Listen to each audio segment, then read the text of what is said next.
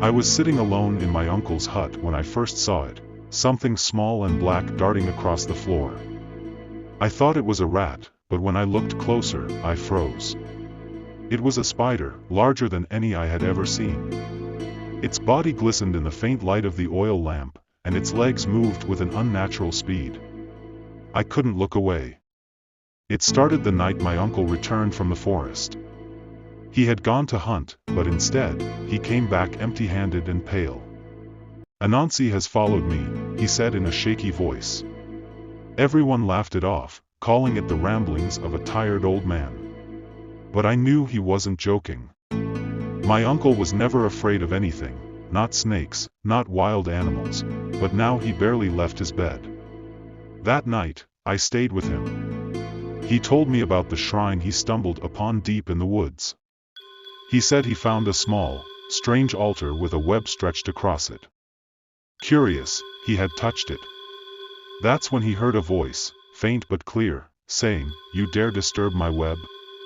My uncle ran, but he swore the voice followed him all the way home. I didn't believe him at first. But as the days passed, strange things began to happen.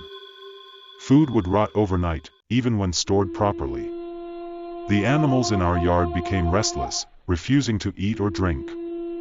And then, there were the spiders, hundreds of them, crawling out of corners, cracks, and even from my uncle's bedding. The worst night came a week later. I was in the hut again, keeping watch while my uncle slept. Suddenly, the air grew heavy, like it was too thick to breathe. The oil lamp flickered and went out. I felt something brush against my arm, then my leg, then my face. I slapped at it, thinking it was another spider, but then I heard the voice. "You have disrespected my web. Now you must pay." The voice wasn't human. It sounded like 100 whispers speaking at once. My heart raced as I tried to light the lamp, but my hands wouldn't stop shaking. Then, I saw it, the same giant spider from before, sitting on my uncle's chest. Its eyes glowed faintly in the darkness. I screamed and threw a stick at it, but it didn't move. Instead, my uncle woke up and started choking, clutching at his throat like he couldn't breathe. I didn't know what to do. I grabbed his hand, trying to pull him up, but he was too weak. The spider turned its glowing eyes toward me, and for a moment, I couldn't move. Then, just as suddenly as it started, it stopped. The spider disappeared, and my uncle gasped for air. He was alive, but barely. The next morning, he told me what the voice had said to him: "Make an offering, or I will take what is mine." We didn't waste any time. My uncle and I went back to the forest with a goat and some kola nuts as an offering.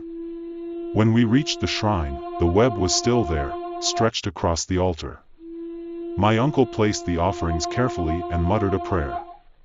For a moment, nothing happened. Then, the web began to shimmer, as if it were alive. We left without looking back. That night, the spiders vanished, and the strange events stopped.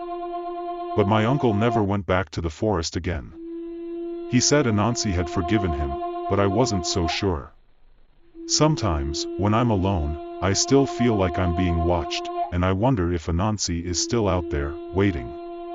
Since that night, I've learned one thing: never disrespect the spider god.